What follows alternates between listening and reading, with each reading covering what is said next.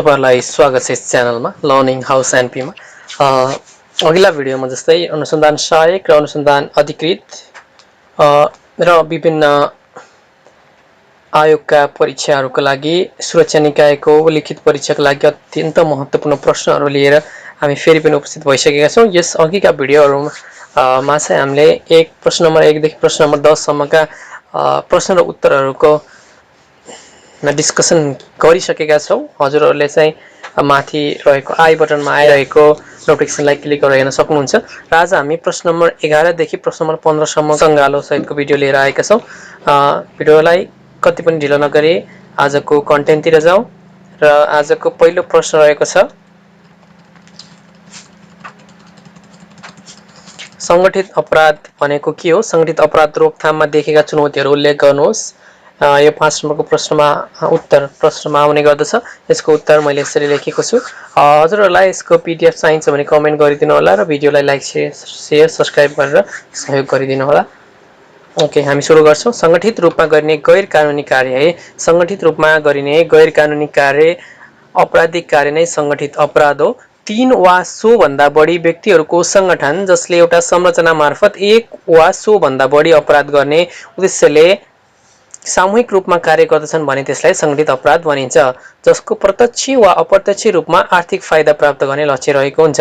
संगठित अपराधले विश्व शान्ति र मानवीय सुरक्षालाई खतरा पुर्याइरहेको हुन्छ, मानवाधिकारलाई हिंसात्मक बनाइरहेको हुन्छ र आर्थिक, सामाजिक, सांस्कृतिक, राजनीतिक एवं मानव विकासको सभ्यतालाई क्षति पुर्याइरहेको हुन्छ। इन्टरपोलका अनुसार any group having a corporate structure whose primary objectives is to obtain the money through illegal activities often surviving on the fear and corruption भनेर चाहिँ संगठित अपराध हो है। यसको इन्टरपोलले दिएको डेफिनेसन यहाँ रहेको छ। संगठित अपराधका मुख्य क्षेत्रहरू मानव बेचबिखन तथा ओसारपसार, लागु औषध कारोबार, आतंकवाद, अपहरण र शरीर बन्धक, भ्रष्टाचार, विद्युतीय अपराध, एकाधिकार, कार्टेलिङ, अवैध मुद्रा निर्मूलीकरण आदि रहेका छन्। संगठित अपराध नियन्त्रणमा देखिएका चुनौतीहरू खुला सीमानाका कारण अपराधीको घुसपेट एवं सजिलै एक अर्को देशमा पहुँच, विश्वव्यापीकरणको प्रभावले समस्या, गरिबी एवं बेरोजगारी, प्रभावकारी रूपमा कानुन कार्यान्वयन नहुनु, राजनीतिक संरक्षण, कमजोर अभिलेख प्रणाली, बढ्दो भ्रष्टाचार, परम्परागत अनुसन्धान प्रणाली, पर्याप्त एवं दक्ष जनशक्तिको अभाव, नेतृत्वमा प्रतिबद्धताको कमी, पर्याप्त र प्रभावकारी कानुनको अभाव, विश्वव्यापी सञ्जालका कारण एक देशमा बसेर अर्को देशमा अपराध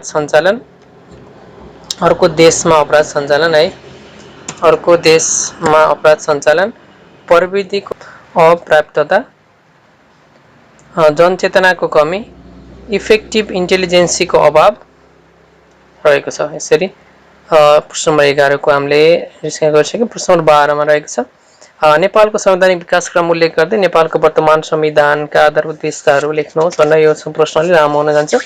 नेपालको संवैधानिक विकासक्रमलाई यसरी लेख्न सकिन्छ। नेपालको संवैधानिक विकासक्रमलाई हेर्दा अन्य मुलुकको जस्तो 100 वर्ष पुरानो छैन। संवैधानिक विकासक्रमलाई निहाल्दा विश्वको अन्य मुलुकको तुलनामा निकै कम लामो विकासक्रम रहेको पाउँदछ। तथापि छोटो समयमा पनि नेपालले 7 वटा संविधान व्यवहारमा ल्याइसकेको छ। करिब 7 दशक लामो संवैधानिक अभ्यासमा 7 वटा नै संविधान व्यवहारमा आउनु त्यति राम्रो नमानिए तापनि छोटो समयमा धेरै संविधानको प्रयोग गर्ने राष्ट्रहरूमध्ये अग्रपन्थीमा नेपाल पर्दछ।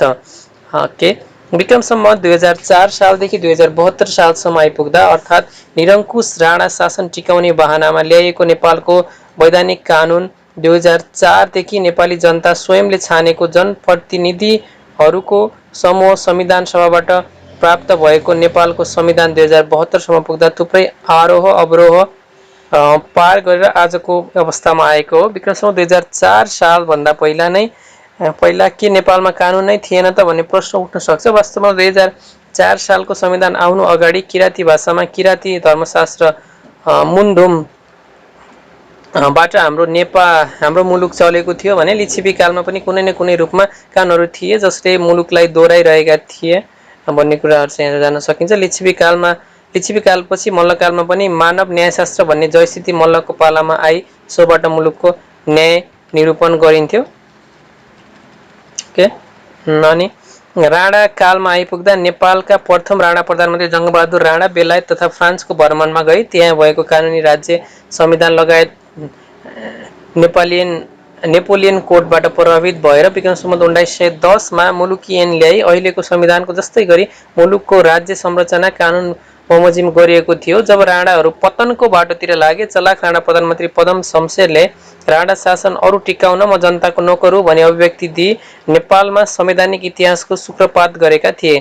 त्यसपछि नै वास्तवमा नेपालमा संवैधानिक विकासक्रमको सुरुवात भएको पाइन्छ, जसअनुसार यसरी व्याख्या गर्न सकिन्छ। नेपालको प्रथम संविधान, नेपालको वैधानिक कानुन 2004, कानुन ऐन 2004 है।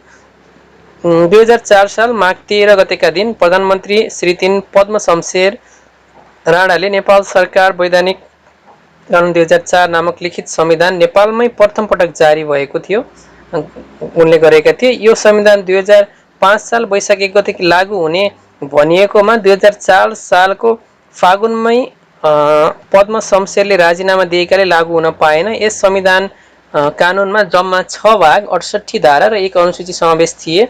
नाम मात्रको संविधानको रूपमा 2004 को संविधानलाई लिन सकिन्छ। राणा प्रधानमन्त्री संविधानभन्दा माथि हुने र खाली हात्तीको देखाउने जाँच जस्तै भएको संविधान नेपालको वैधानिक कानुन ऐन 2004 लाई लिन सकिन्छ। त्यसपछि आउँछ नेपालको अन्तरिम शासन विधान 2007।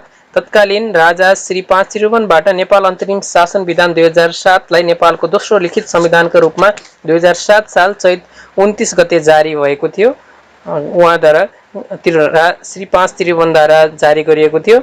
यो संविधान करिब 8 वर्षसम्म रही 6 पटक संशोधित भयो र यसमा 7 भाग 73 धारा र 3 अनुसूची थिए। नेपाली कांग्रेसको नेतृत्वमा सशस्त्र सङ्घर्ष समेत भई राजा र जनता मिली राणा शासनको अन्त्य गरेको संविधान 2007 सालको संविधान हो। त्यसपछि नेपाल अधिराज्यको संविधान 2015 फागुन 1 गते श्री 5 महेन्द्रबाट नेपाल अधिराज्यको संविधान जारी भएको। यो संविधान तर्जुमा गर्नका लागि सर आइभर जेनिङ्सको सल्लाह लिएको थियो। अध्यक्षमा भगवती प्रसाद सिंह हुनुहुन्थ्यो। यसको धारा 73 र 75 विक्रम सम्वत 2015 फागुन 1 गतेदेखि र बाँकी धाराहरू 2016 असार 16 गतेदेखि प्रारम्भ गरिएको थियो। यसमा 10 भाग र 70 धारा थिए। यसमा 3 अनुसूची थियो। यो लेखेको रहेछ। नेपालको संविधान 2019 साल वैशाख 26 गते ऋषिकेश शाहको अध्यक्षतामा 6 जनाको मस्यौदा संविधान आयोगको गठन भएको र 2019 साल पुस 1 गते यो संविधान जारी भएको थियो। यिनीसम्म 2023, 32 र 37 गरी 3 पटक संशोधन भएको संविधान 2019 को संविधान हो। प्रजातन्त्रको घाँटी निमुठी राजा महेन्द्रले धारा 55 को प्रयोग गरी बहुदलीय प्रजातन्त्रको अन्त्य गरी निरङ्कुश पञ्चायती व्यवस्था लादिएको संविधान 2019 सालको संविधान रहेको छ। त्यस्तै गरी नेपाल अधिराज्यको संविधान 2047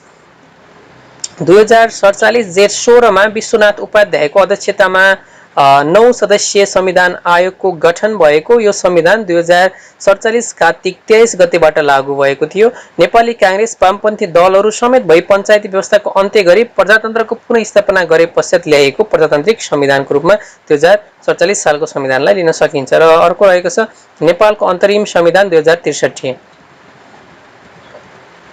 सर्वोच्च अदालतका पूर्व न्यायाधीश श्री लक्ष्मण प्रसाद अर्यालको संयोजकत्वमा अन्तरिम संविधान मस्यौदा समिति गठन गरियो र 2063 साल माघ 1 गते सोमबारदेखि प्रारम्भ हुने गरी नेपालको अन्तरिम संविधान 2063 लागू भएको थियो, जारी गरिएको थियो। प्रजातान्त्रिक संविधान 2047 को धारामा टेकी तत्कालीन निरङ्कुश राजा ज्ञानेन्द्रले जनताबाट निर्वाचित प्रधानमन्त्री शेरबहादुर देउवाको सरकारलाई असंक्षेप प्रधानमन्त्रीको रूपमा घोषणा गरी राजाले प्रत्यक्ष शासन सत्ता सम्हालेको विरोध स्वरूप नेपाली कांग्रेस वामपन्थी दल र सशस्त्र संघर्षमा मैदानमा होमिएको माओवादी पार्टी समेत गोलबद्ध भए शान्तिपूर्ण संघर्षबाट राजा ज्ञानेन्द्रलाई शासनबाट हटाई मुलुकलाई गणतन्त्रतर्फ अग्रसर गराएको संविधान थियो।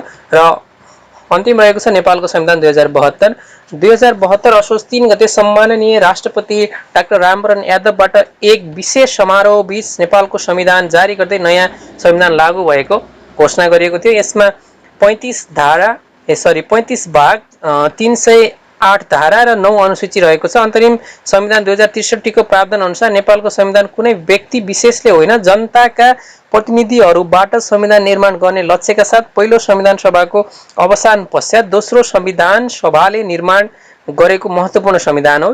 नेपालको वर्तमान संविधानका प्रमुख विशेषताहरू निम्नानुसार रहेका छन्। प्रत्येक कानुनहरूका आफ्नै आफ्नै विशेषता हुन्छन्। विशेषताभित्र त्यसमा राम्रा पक्षहरू र केही नराम्रा पक्षहरूलाई समेत त्यसको विशेषताको अङ्गको रूपमा लिइन्छ। अत नेपालको वर्तमान संविधानका विशेषताहरू व्याख्या गर्दा यस अगाडिका संविधानहरूमा नभएका नवीनतम कुराहरू समेत उल्लेख गरी विशेषताको रूपमा उभ्याएको छ।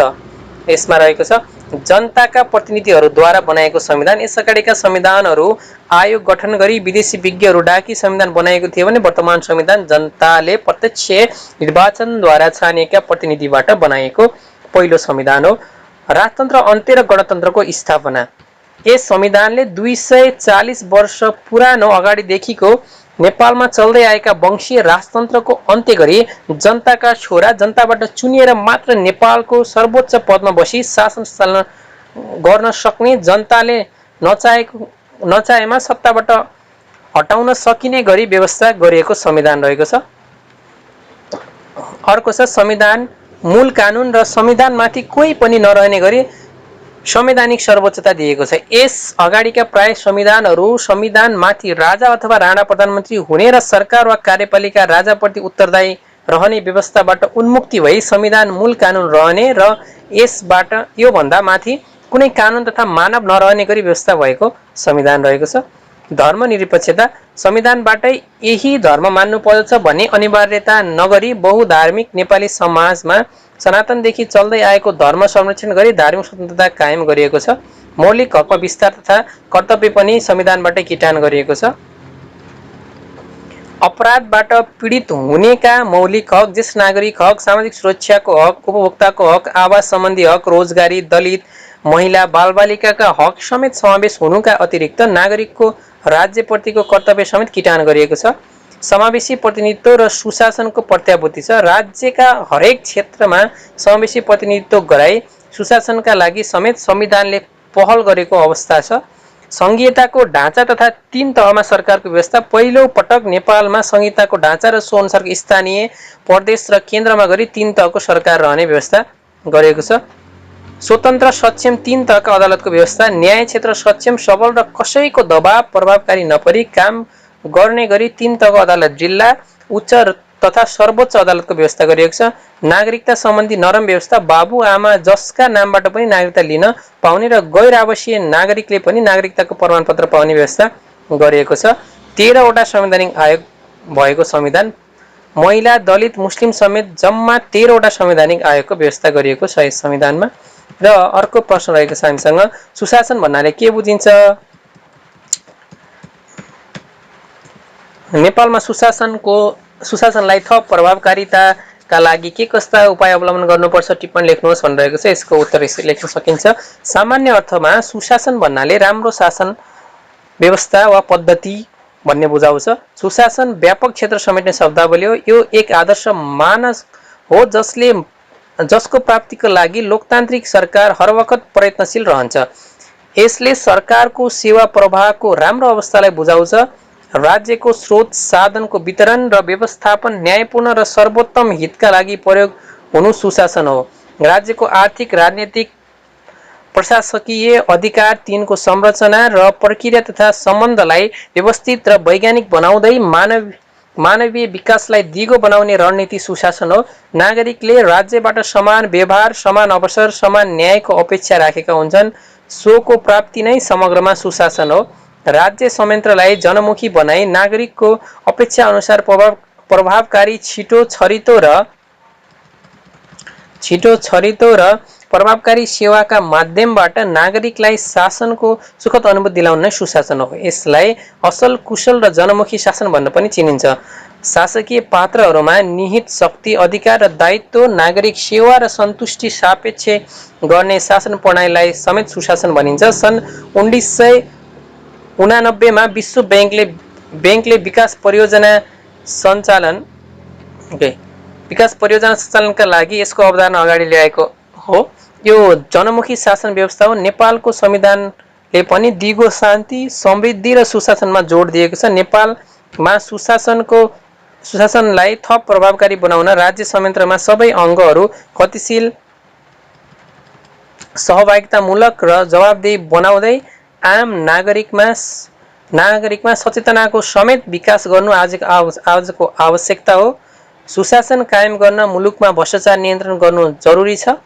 भ्रष्टाचार नियन्त्रण हुनु जरुरी छ। भ्रष्टाचार संस्थागत भएकाले सुशासन प्रभावकारी हुन सकेको छैन। समग्रमा भन्ने हो भने सुशासन कायम गर्न एउटा सुशासन सम्बन्धी अधिकार सम्पन्न संवैधानिक आयोग नै गठन गर्न जरुरी देखिन्छ।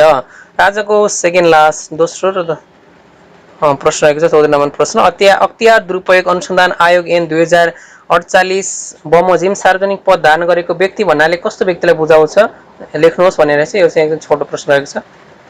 ओके, अख्तियार दुरुपयोग अनुसन्धान आयोग 2048 को दफा 2 को घ अनुसार सार्वजनिक पद धारण गरेको व्यक्ति भन्नाले संविधान, अन्य प्रचलित कानून वा सम्बन्धित निकाय वा अधिकारको निर्णय वा आदेश बमोजिम कुनै सार्वजनिक अख्तियारी प्रयोग गर्न पाउने वा कुनै कर्तव्य पालन गर्नुपर्ने वा दायित्व निर्वाह गर्नुपर्ने पदमा बहाल रहेको व्यक्ति सम्झनु पर्छ र सो शब्दले सार्वजनिक संस्थाको कुनै पदमा बहाल रहेको पदाधिकारी वा कर्मचारी समेतलाई जनाउँछ। र आजको अन्तिम प्रश्न रहेको छ। स्थानीय प्रशासन ऐन 2028 ले व्यवस्था गरेको जिल्ला सुरक्षा परिषदको समितिको बारेमा लेख्नुहोस् रहेको छ। र यसमा को रहन्छ भनेर सोध्न पनि सक्छ कहिलेकाहीँ। स्थानीय प्रशासन ऐन 2028 को दफा 6 को उपदफा 7 ले व्यवस्था गरेको जिल्ला सुरक्षा समितिमा चाहिँ निम्न पदाधिकारीहरू रहने व्यवस्था रहेको छ। प्रमुख जिल्ला अधिकारी अध्यक्ष, नेपाली सेनाको स्थानीय प्रमुख सदस्य, जिल्ला प्रहरी कार्यालयको प्रमुख सदस्य, सशस्त्र प्रहरी कार्यालयको स्थानीय प्रमुख सदस्य, राष्ट्रिय अनुसन्धान विभागको जिल्ला स्थित कार्यालयको प्रमुख सदस्य, सहायक प्रमुख जिल्ला अधिकारी, सदस्य सचिव। र आजको भिडियोमा हामी प्रश्न नम्बर 15 सम्म मात्रै डिस्कस गर्छौँ। 16 देखि चाहिँ हामी अर्को भिडियोमा डिस्कस गर्छौँ। यो भिडियो लामो हुन जान्छ यो गर्दै गयो भने। र यस्तै खालको अरू भिडियोहरूको लागि हजुरले च्यानललाई सब्स्क्राइब गरेर बेल आइकन दबाउन नबिर्नु होला। भिडियोलाई अन्त्यसम्म हेरिदिनु भयो, यसको लागि धन्यवाद।